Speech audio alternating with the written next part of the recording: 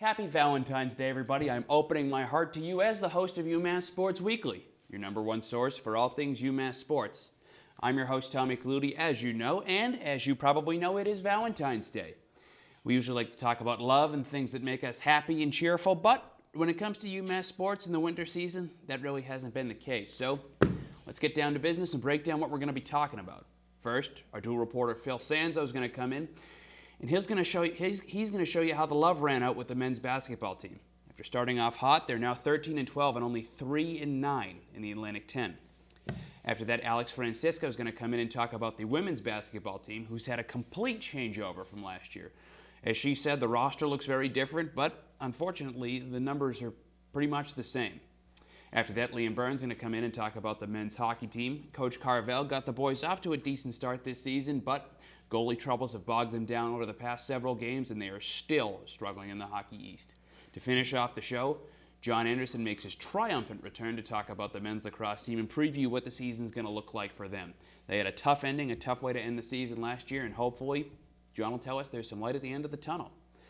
It is Valentine's Day. I am still single, so remember that. And this is UMass Sports Weekly. This is UMass Sports Weekly.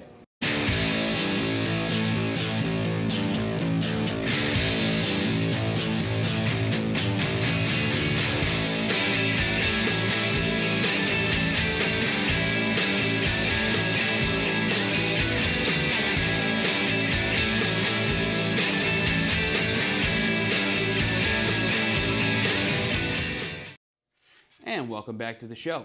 I'm here with Phil Sanzo. We're going to talk about some men's basketball. Before I really get into the questions with Phil, let's talk about the season a little bit.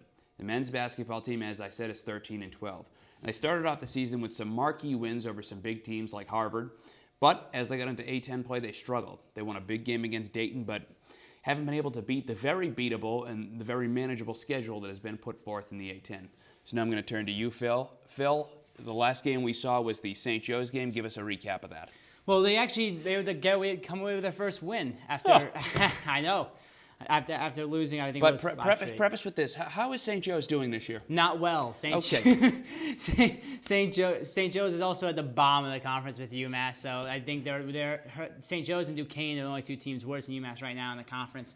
But a win is a win, so that they sweep the series with St. Joe's as their second one. Dante Clark led the way with 24 points, so that's his second good game in the back-to-back games. He had 30 against URI and put up 24 against St. Joe, so he's going good now. He won co-player of the week in the A10. The Minutemen started off hot from three. They had a really hot start with three. They dropped off in the second half, only going 1 for 11, but the first half was enough to boost their numbers. UMass has been a traditionally bad team this season when it comes to shooting three-pointers. But the interesting thing is the starting lineup they went with. The starting lineup has been fluctuating. The starting lineup has been not really set in stone. A lot of people blame that on Derek Kellogg. A lot of people are wondering why certain people aren't starting in. But they went with Dante Clark, Dejan Giroux, Luan Pipkins, Seth Berger, and Rashawn Holloway. They're 9-2 this season with that lineup. So maybe that's a formula that Derek Kellogg will continue to go with. We'll see tomorrow against Duquesne, and we'll see Saturday against Davidson what he decides to do. So obviously when you talk about the starting lineup, there are some big names that were there last year that aren't there this year. Zach Coleman isn't in the lineup. You have C.J. Anderson still on the bench. Yeah. Bryson Gresham, who came in as such a highly touted prospect. Obviously, a lot of mixing and matching that's going on. So, Phil, I want to talk about that. Obviously, when you look at 9-2, if you're a strictly numbers person, you look at 9-2, it tells you to stick with that lineup. But with the way the season has gone and the way there's been such inconsistency, such highs and lows, what do you think is the biggest in-season, in-house adjustment the Minutemen can make and maybe turn things around and get hot before the tournament? Well, I think it really starts, it's the little things with this team, especially turning the ball over, I think maybe the biggest focus. They turn the ball over an average 15 times a game. That's not good. You're not going to win games when you're averaging 15 turnovers. They had 9 against SJ. They had 9 against St. Joe's, so they need to take that number down. A lot of that is freshmen just not handling the ball well. We've seen Dejan Giroux I wrote about this a couple of weeks ago. Dejan Duro leads the team in assists, but he also leads the team in turnovers. He's a guy that tries to make plays happen, sometimes just tries a little bit too hard. A lot of that comes with just being, I think, a freshman, getting anxious in certain situations. And also the lack of depth at the point guard position. Right. And he's had to play a lot of minutes. Even when he's not, you have guys that maybe aren't fully true point guards playing there also. He's learning the position as much as everyone else is and learning his role on this team. So, yeah, I definitely think they need to take the turnovers, put them down, and that's an easy adjustment I think they can make, and I think it'll really help going forward. So you'd say simplify the offense, look for the easy plays, stop trying to make the top 10 real? Yeah. So, Phil, you mentioned St. Joe's, UMass, and Duquesne are at the bottom of the some of the teams at the bottom of the A-10, and luckily for UMass, Duquesne's coming up. So we have a battle of the bads, if I guess you wanted to call it that. Give us a look forward at what we can look forward to in Duquesne. Yeah, well, Duquesne's sitting at 9-16 and 2-10 in the A-10. That is nice. Yeah, so they are also having a rough season. I don't want to compare the two teams like to them and UMass, but Duquesne also has a young lineup. They have two freshmen starting gamely, and they have a sophomore in there also, and not a very veteran lineup. So I'm sure they're experiencing the same problems when it comes to leadership and role playing in that sense also. So I mean, their freshman guard, Mike Lewis II. He's leading in points. He's averaging 13. He's going to be a guard that the Minutemen are going to have to watch out for. This team is a very winnable game for the Minutemen. But as we saw with St. Louis, also a very winnable game at the time. That team, St. Louis, is the bottom of the conference, and they lost to them because they fouled them. They sent them to the line 50-something times. So I mean, that is an outlier, but I mean, mistakes can lose you games that are easily winnable, and so I wouldn't put Duquesne.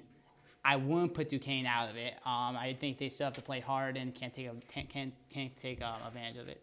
Well, there you have it. Cut down on your turnovers and don't take anybody for granted. That's your advice from Nurse Phil Sanzo. Thanks a lot, Phil. Don't touch that dial, though, because when we come right back, Alex Francisco is going to come on and talk about the women's basketball team and their two stars, Maggie Mulligan and Haley Leader. So stay tuned.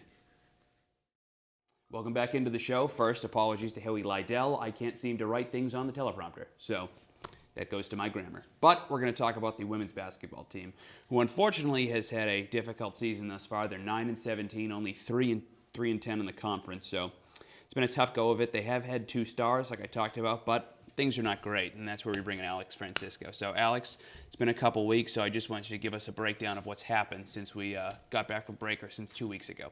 All right, here's your breakdown. This past loss to Fordham is their 7th consecutive loss for the Minutewomen. That's 0-7. Right. That's tough. 7 games, 7 losses. That's tough. Yeah, probably not a lot of morale in that locker room right now, but after this game, Coach Verdi said this was a tale of two halves, and he couldn't be more right about that.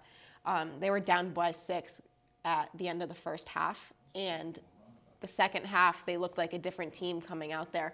I think the biggest issue with this team is that they get too tired by the second half.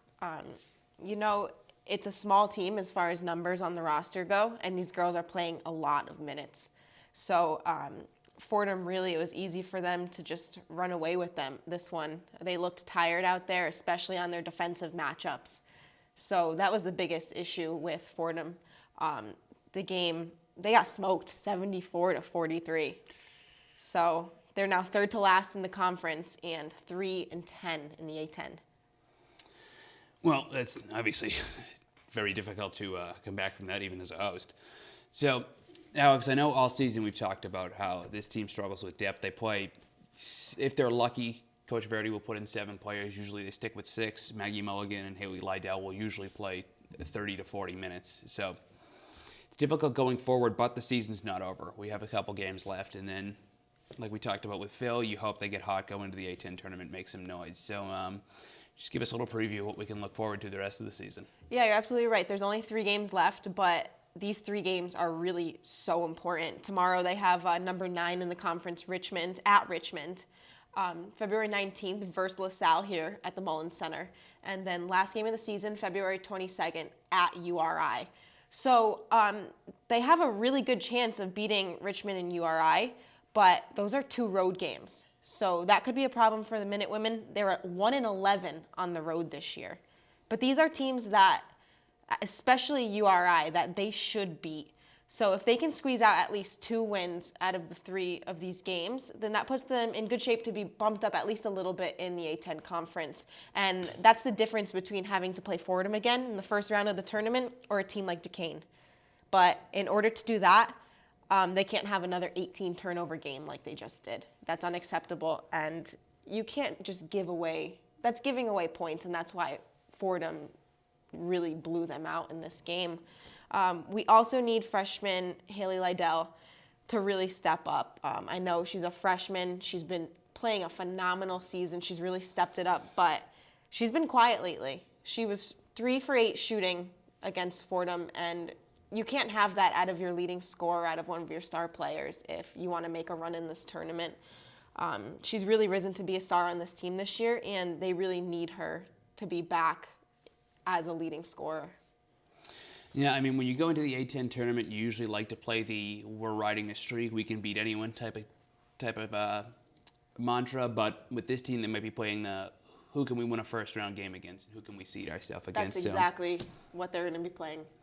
So we'll see how that goes. We'll keep you updated on the how those games go. Thanks a lot, Alex.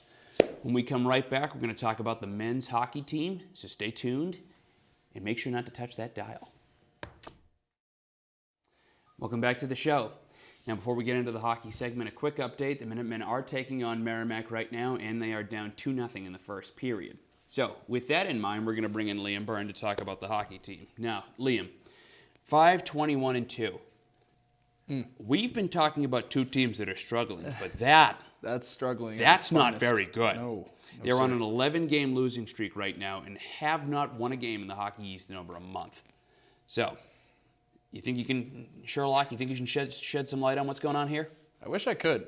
So, Liam, first thing I want to talk to you about, what do you think is the key piece that UMass may have lost between this year and last year? This year and last year. Oof. I'd have to say their scoring. Their firepower offensively, in a way. The only reason why they're losing so bad is because offense, to me, seriously. I mean, the goaltending has been mediocre at best, you know. We were talking about early in the season how, you know, they found their goalie in Ryan Wishow. But despite that, I mean, he needs to score goals, and he's doing his job, and the offense just needs to do theirs. So I think that's the distinct difference from last year and then into this year. And we talked about, you know, before we got on camera, Wishow got pulled a couple of games ago. Wakaluk's been playing more. It's tough in those scenarios because when you're not scoring, it puts pressure on your goaltender. He gives up 1 goal, it suddenly feels like 3. Exactly. So the mountain becomes even steeper it's perceived as more steeper without actually becoming that way. Why can't I talk? It's Valentine's Day. The lack of love. It's really I love you, Tom. Really hit me right there. Thank you. I appreciate that. You're welcome. So, Liam, you said there's no scoring. We're struggling in that department. Obviously, there are no trades, no free agency, so we need an in-house fix. And who are some of these in-house new faces that can really make a difference? The new faces. Of course, Ryan Wishow, who I already mentioned. Johnny Lazarus, I mean, he started off hot in the beginning of the season with that line of Lazarus, Jacobellis, and Lee. They were really the only main scoring effect that UMass had early in the season, based off their 5 wins. So basically, those guys, I mean, that's all I can really say. I mean, there's not much to say about this team. With 4 games left in the season, I want to see them end on a high note, but it's very unlikely in a way. They have Merrimack tonight. They're already losing 2-0 at the end of the first period. UMass Lowell, who is number 9 in the country, are playing their 3rd time this season, and it's not looking too good, obviously. And then to end the season, we have senior night on Friday night at the Mullins Center against Providence, who's number 18 in the country. And then Saturday, they go to Providence, play them once again to end the season. And it's just, you know, looking towards the 2017-2018 season, see what Greg Carvel can come up with, you know, next year. So when we're already talking about next year, we still have 4 games in the Hockey East tournament to go. You know, things aren't going phenomenally, so that's difficult for us to talk about. But every team has an MVP, every team has a most valuable player. So, Liam, who would you give it out to for this team? I was a little torn. Because you have a veteran in Steven Jacobellis, who I was going to go with. But I'm going to go with the rookie. It's Ryan Wishow in goal. Looking up his stats as a freshman, it was incredible. 579 saves, a .899 save percentage in 23 games, and only 65 goals against, which is good for where this team stands right now, 5-22-2, and possibly could be 5-23-2 tonight. So we'll see. But Ryan Wishow has proven himself that he can be a starting goalie on this Minutemen team. And he's proven it. He's definitely proven it this season. Obviously, he hasn't been playing a lot recently because Wakaluk got the start against UMass Lowell a few nights ago and did exceptionally well because that game was very tight, and he kept it tight by having 35 saves in his very first start of the season. Remember last year he got a little more time in and out because it was very tough to, again, pick a goalie. So if there are any notes for next season, you got to start the season off with a solid goalie just so that the whole team can just get a whole character of what the defense can provide, especially in the goaltender position. Well, there you have it, Liam. The team, the team is still struggling. Again, only 5 wins. That is half of what they had 2 years ago, and I believe a third of what they had last year. So they started off the season 7-0, didn't they? Last year they did start off 7-0, and then they hit the wall that is the Hockey East. But Coach Carvel's building the program from the ground up, so hopefully this is the muck work that goes into rebuilding a house. Thanks a lot, Liam. When we come back, John Anderson makes his return, and we're going to preview the men's lacrosse team. Stay tuned. On Saturday, the men's lacrosse team started their season, hoping to get off on the right foot after struggling towards the end of last season and ultimately falling out of a tournament bid. Now, I'm here with John Anderson, and I'm going to kind of take the wind out right from under him. UMass lost 9-2 to Army, the team of killing machines that they usually pump out every year. Black Knights. So, John, with that in mind, I want to talk about what the team looks like this year compared to last year. What pieces have they lost that really make a difference? Sorry to talk over you. I'm a little rusty. Interrupt. Just been back after a hiatus. Yeah, it's great. Like there's some great bands come back from hiatuses like Foo Fighters and Crush It. So that's me right now. So look into some pieces that UMass lost this offseason. They lost all 4 of their captains, including their 3 close Ds, Kevin Porzelt, Kyle Carrasca, and Bob Fahey. And if we pull the graphic up, we can see our dearly departed in light of the leftover season 3 starting this April, our dearly departed players from UMass Lacrosse. As I mentioned, those 3, Fahey and Carrasca, interesting, they're 8 years together starting as they both went to Bishop Guerdon, which ironically is where half of UMass's lacrosse team comes from, it seems like. It's almost like they recruit from there. Yeah. I don't know. Something's fishy there. They lost Dan Dolan as well, who started 6 games for them in net last year, including most of their CAA games. Brendan Haggerty is the big loss as well. I'll get back to him in a second. And Kurt Hunziker was a very reliable D-midi, great face-off man at the end of the season 2 years ago because of some injuries. He's now an assistant coach on the team. So Kurt, quick transition. Yeah, we can take this down, and I'll quick on Brendan Haggerty. 39 goals over 3 seasons at UMass, and it's almost like Austin Spencer leaving last year, or leaving at the end of two seasons ago. He was an LSM, very good player, gone like the wind, and I had no idea what happened to him until one day I turn on ESPN on a Saturday, I see him playing for Johns Hopkins. No clue where Brendan Haggerty is right now. An email has been sent to UMass Athletics. We'll get that information as soon as we know where Mr. Haggerty is, but he is gone right now. And we will tune into all necessary and televised college lacrosse games to see if he transferred. We'll be on that. Yeah, we'll make sure we're Google didn't solve that problem. So, John, whenever we talk about a new season, we have to talk about the new players that come in, new guys that are going to make an impact. So who are some of these new faces that you can talk about that might be able to bring this team back to prevalence? Well, notably, you've got freshman Nick Roy, who's going to be getting some minutes at attack. He actually started the most recent game, but did switch out with Tyler Bogart, who started much of last season after Peter Lindley left the team just before CAA play. Peter Lindley has not returned this year as well, so we hope he finds what he's looking for. Devin Spencer, freshman offensive midi, brother of UMass midi Ben Spencer, now joining the team, getting some minutes. And then at defense, we've got Tyler Weeks, who was an LSM last year, played very well, but got injured, and was replaced by the combination of Isaac Paparo and Shane Rinkus, who played very well, so they will be retaining LSM duties this season. And Tyler Weeks moving to close D. Luke Valenza also at close D, who got some minutes at the end of last season, but is now now going to be a real anchor back there. And also Dan O'Brien on D. Some other names, Mike McDonough, Anthony Real, and Jeff Traynor getting minutes. Dom St. Laurent redshirted last season due to injury, back this season. A lot to take in, definitely a lot to take in. A lot of names. A lot of names. A lot of Big guys names that are, guy. a lot of Names turnover, guy. definitely. Yeah.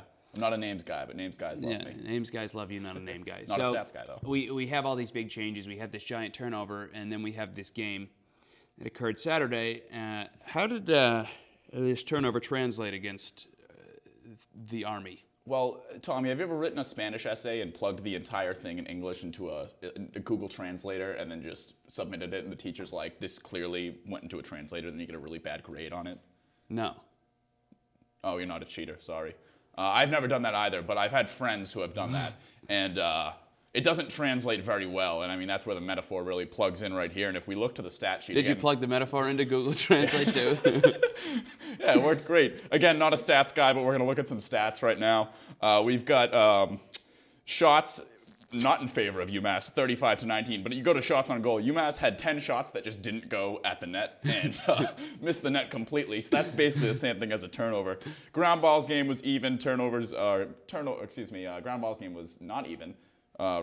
Turnovers game was even, though faceoffs is 10-5, and UMass retaining all of their faceoff, their dot men. They call them the dot warriors. Actually, I call them that. No one's ever called them that before. I don't know if that constitutes they call them that, but you know. You don't know what my pronouns are, man. And saves 12-7. DJ Smith back in net for the Minutemen this season after getting sometimes next season, and he's a senior. And we call him the meaning of life over at WMUA because he's number 42. Quick little topical Hitchhiker's Guide reference there. And so DJ's seen it all. He's been benched. He's been started over people, and he's developed a lot since in his time at UMass. And he's going to be a great player. Like I said, made 12 saves in a 9-goal game. So that's above 50%, which is roughly what you're looking for in lacrosse. And as I mentioned, only 9 shots on net for UMass the entire game. So clearly the offense wasn't there. They're looking to get that back against Ohio State this Saturday, ranked number 20. You beat me to my next point. Ohio State ranked number 20. I believe UMass beat Ohio State last year. They did. And it propelled them, it got them some votes for the top 20. And then they lost all the rest of their games. You know who else they beat? They beat UNC. UNC won the title. Yeah. So UMass basically So won basically the title. UMass is the best team in college. Last year UMass was the best team in college lacrosse, is what you're telling me. Yeah. But we'll give you the coverage on the Ohio State game Saturday. Hopefully they can get the season on track. Thanks a lot, John. You're welcome. Unfortunately, that's going to do it for us here at UMass Sports Weekly. Everybody, I did want to mention this. Everybody made me bring it up. Victor Cruz, UMass alum, was cut by the New York Giants. So hopefully he'll play for a team that isn't full of bad people. The Maras, bad guys. That kicker, bad guy. Mm-hmm. Eli Manning, worst guy. So we wish Victor Cruz the best of luck and every other UMass grad athlete that is performing in professional sports right now. Follow us on Twitter, Instagram, Facebook, all of these great social media sites. They're right at your fingers, and you can get all the access to UMass sports that you need. We'll be right back here, 7:30 p.m., Tuesday of next week. Peace out, UMass, and have a great Valentine's Day.